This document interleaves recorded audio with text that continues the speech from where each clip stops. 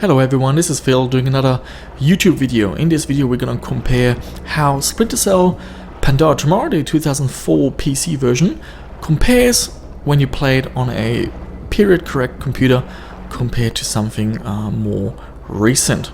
The game originates on the original Xbox and uses a technology called shadow buffers, which only GeForce 3, 4 and FX cards support.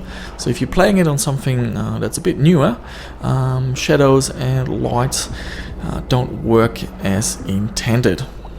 Now you might have noticed that the original Splinter Cell is available on GG.com and also on Steam.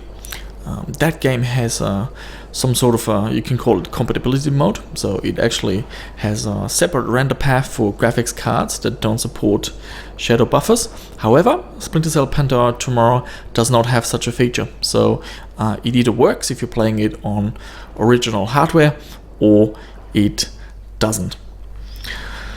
It took me quite a while to do this video. I basically built two computers and ran the game side by side, so it made it easier to spot the differences.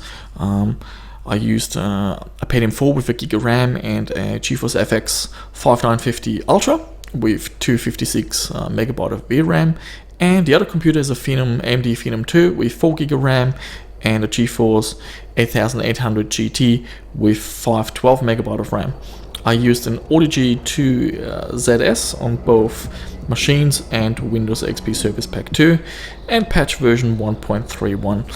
I do own both versions of the game. There is one copy that has 4 CDs and there's another version that comes on a single. The game supports resolutions up to 1600 by 1200, but for this video I captured at 1280 by 1024 because that's as high as my capture card goes.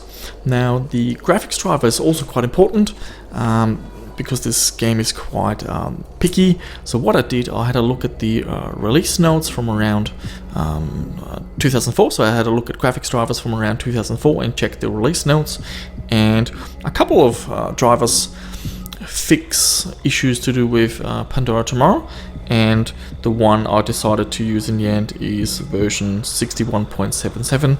It has an entry regarding rain splashes. In terms of performance, you can expect somewhere between 30 and 60 frames on a GeForce FX 5950 Ultra. So that means that even on this card, you're not going to get a constant 60 frames a second. It's not really a big deal. It's not a first-person shooter that needs that kind of performance. But it's quite interesting to note that even the fastest graphics card that will display this game correctly is unable to perform at 60 frames per second at the highest resolutions. In terms of graphic settings, I set it to high details, and I've also enabled VSync to get rid of any tearing.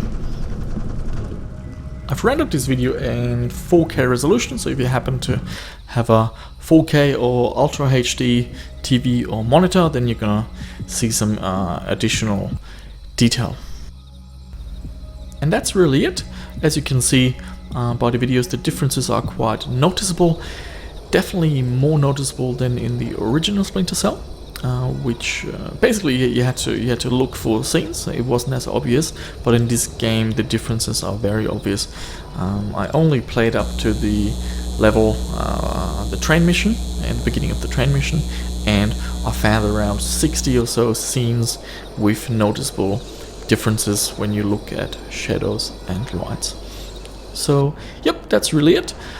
I think the video is quite self-explanatory. If you've got any questions or comments, please leave them down below and I'll try my best to answer them, and hopefully you found this video interesting, and if there's someone out there that are inspired and you're gonna build a Splinter Cell machine, please drop me a line. I'm definitely eager to hear about your story. We're all Frenchmen here.